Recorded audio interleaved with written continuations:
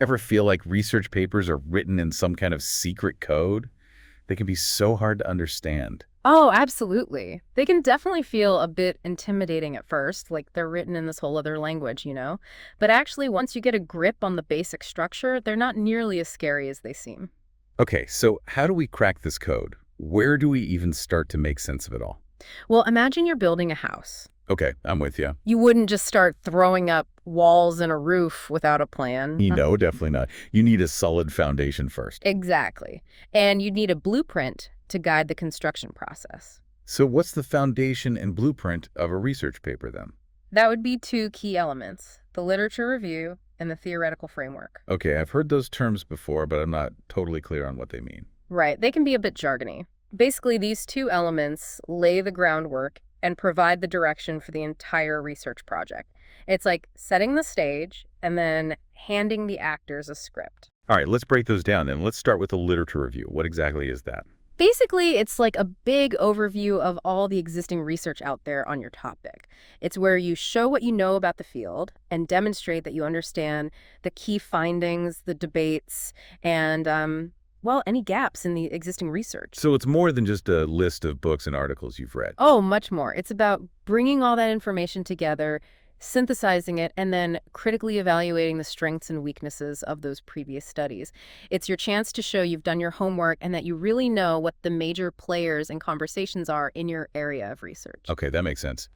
So how does this big review help the overall research project? Well, it does a few really important things. First, it sets the context for your research by showing what we already know about the topic. It's like saying, here's where we are.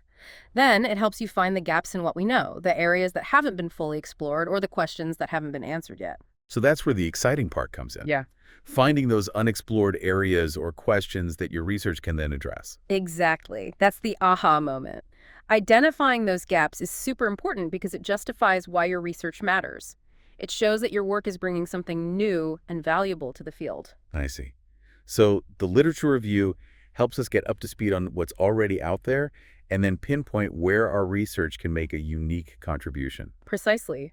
It's all about placing your work within the larger conversation happening in academia and showing how it builds on our collective understanding. Okay, so the literature review helps us figure out the what and the why of the research. But what about the how? How do we actually go about tackling the research question and making sense of the data we collect? That's where our trusty theoretical framework steps in. It's the lens you use to look at your research question. A lens. Yeah. Think of it as a set of concepts or principles or maybe even models that help guide your research design, Yeah. how you analyze the data, and how you interpret what you find. Okay, so it's like a roadmap, or maybe that blueprint we were talking about earlier, for the research itself. You got it. The theoretical framework helps you structure your research and make sense of all that data you gather so you can draw meaningful conclusions. Can you give me an example of how this works in practice? Sure. Let's say you're looking at how social media use impacts the mental health of teenagers. Okay, very relevant topic these days. Right. You might choose something called social cognitive theory as your framework. This theory emphasizes how people learn by watching others. So you'd be looking at how teenagers are influenced by what they see on social media, the behaviors and attitudes they're exposed to, and how that might affect their own mental health. Exactly. The theory helps you understand how those mechanisms might be at play, and then guides your analysis of the link between social media use and how teenagers are doing mentally. Okay, I'm starting to see how the literature review and the theoretical framework work together now. They seem like a really powerful duo. They are, like peanut butter and jelly. Yeah, it's like the literature review sets the scene, and then the theoretical framework provides the script for the research. That's a great way to put it. They both play such important roles in shaping how you approach the research and making sure that what you're doing is based on what we already know and guided by, a solid theoretical foundation. Okay, so we've got the big picture now. Let's get into the nitty-gritty. What are some practical tips for putting together a strong literature review? Well, one of the biggest things is to be really systematic in your approach. You don't want to just jump in and start reading articles and books all over the place. You need a clear strategy for Okay. finding the right stuff, selecting it, and organizing it all. So how do you suggest people go about doing that? Start by getting really clear on what your research question is and figure out the key concepts and keywords that are connected to your topic. Okay, got it.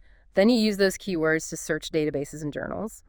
And as you go, you'll want to keep refining your search, narrowing it down to make sure you're getting the most relevant and high quality sources. That makes sense. It's like using a filter to sift through all the information out there and find the pieces that matter most. Exactly. Once you've gathered a bunch of sources, the next step is to organize them in a way that helps you see the overall picture. Okay, so how can we do that? Well, you can group studies together by their theme or by the methods they use, or even by when they were published, like by historical period. That'll help you see patterns and trends, and it can really help you spot those gaps in the research that we were talking about. Right, those gaps. You mentioned how crucial it is to find those areas in the literature that haven't been fully explored yet. Are there specific strategies we could use to do that effectively? Absolutely. As you're going through all the research, pay attention to areas where there's just not much information, or where the research is really old, or maybe where different studies are saying contradictory things. Oh, I see. Look for questions that haven't been answered, groups of people that haven't been studied, or maybe methods that could be improved upon. It's all about being a critical reader. So it's not just about summarizing what's already out there. We also have to critically evaluate that research and look for those areas where more investigation is needed. You got it. A strong literature review shows that you can synthesize information, but also analyze it with a critical eye. Look at the studies you're reviewing and ask yourself, are the methods they use sound? Is the sample representative? Do the conclusions actually match the data? It's like being a detective, isn't it? Hmm. We're scrutinizing the evidence and looking for clues that could lead to new discoveries. I love that analogy. That's a great way to think about it. A critical eye is essential for a good literature review. And don't be afraid to point out where things don't add up or where you think more research needs to be done. Okay. And I imagine that highlighting those gaps is what makes a research proposal stronger because it shows that you've really thought about what's out there and identified areas where your study can add something new. Exactly. Now, speaking of contributing to the field, how do we make sure we're picking the right theoretical framework to guide our research? Yeah, that's a big one. The most important thing is to choose a theory that actually makes sense for your research question, and that will help you analyze the data in a meaningful way. So it's not about just choosing a theory that sounds fancy or impressive. Definitely not. The theory should be like a lens that helps you understand and interpret what your findings actually mean. It should help you explain the relationships between different variables and help you answer your research question in a way that is both clear and compelling. And how do we know if we've chosen the right framework? A good theoretical framework is one that's well established in your field and has a clear link to your research topic. And it also needs to be specific enough that it can guide how you design your research and analyze your data. So it's kind of like finding that balance between a theory that's broad enough to be relevant to the topic, but Mhm. specific enough to actually be useful in guiding the research. Precisely. And once you've chosen that framework, you need to be able to clearly explain how it connects to your research question and how it's going to guide your study. So it's not enough to just say, oh, I'm using this theory. You have to actually spell out how it shapes your research and why it's the right lens for your particular study. You got it. You need to really show how the theory helps you understand the phenomena you're studying and how it's informing your research design and your data analysis. Wow, we've covered a lot of ground here. We've talked about the importance of a thorough literature review, the role of a strong theoretical framework, and some practical tips for putting both of those together. What would you say is the most important takeaway for our listeners who might be just starting out on their own research journeys? I think the biggest takeaway is that the literature review and the theoretical framework are not just boxes to check off a list. They're the foundation that your whole research project is built on. They're essential to make sure your research is grounded in what's already known, that it's guided by a solid theoretical framework, and that it's set up to make a real contribution to your field. Absolutely. By taking the time to really dig into these elements, you're not only making your research stronger, but you're also engaging with the wider academic conversation around your topic in a much deeper and more meaningful way. Yeah, that's a really important point. It's easy to get bogged down in all the technical details of research, but when it comes down to it, it's about being part of a larger conversation and pushing the boundaries of what we know. Totally. Research is this collaborative thing that keeps building on itself. Right.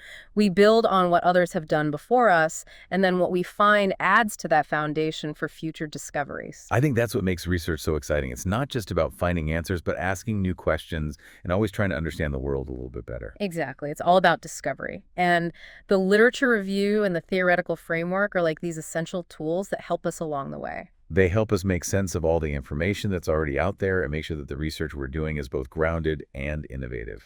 Right. And for anyone who's feeling kind of overwhelmed by the idea of diving into research, just remember that it's a process and it's okay to take it slow. That's a great reminder. Don't be afraid to break it down into smaller steps. Exactly. Start by focusing on a specific area that really interests you, and then gradually build up your knowledge as you go deeper into the literature. And don't be shy about reaching out for help. Talk to mentors, professors, other researchers. They can be such valuable resources. Oh, for sure. Research is often a team effort. There are so many people out there who know so much. I think it's also important to remember that research doesn't always follow a straight line. Right. There are going to be times when you get frustrated or hit a dead end or things take an unexpected turn. Oh, yeah, for sure. That's part of what makes it so interesting. It's all about discovery. And sometimes the most valuable insights come from those unexpected challenges or when things don't go as planned. So it's important to look at those challenges as opportunities for learning and growth. Being persistent and willing to adapt are super important qualities for any researcher. And you know what? I think it's important to remember that every research project, no matter how big or small, has the potential to add something valuable to our understanding. That's so true. Don't underestimate the impact of your work. Even a tiny discovery can spark new ideas and inspire more research down the line. And who knows? Maybe your research will be the missing piece that helps us see the world in a whole new way. That's a great note to end on. So for our listeners, remember, research is a journey, not a destination. Embrace the challenges, celebrate the discoveries, and never stop exploring. And always stay curious. Keep asking questions. That's what research is all about, and it's what drives all those amazing discoveries. Thanks for joining us on this deep dive into the foundations of research. We hope you found it helpful and inspiring.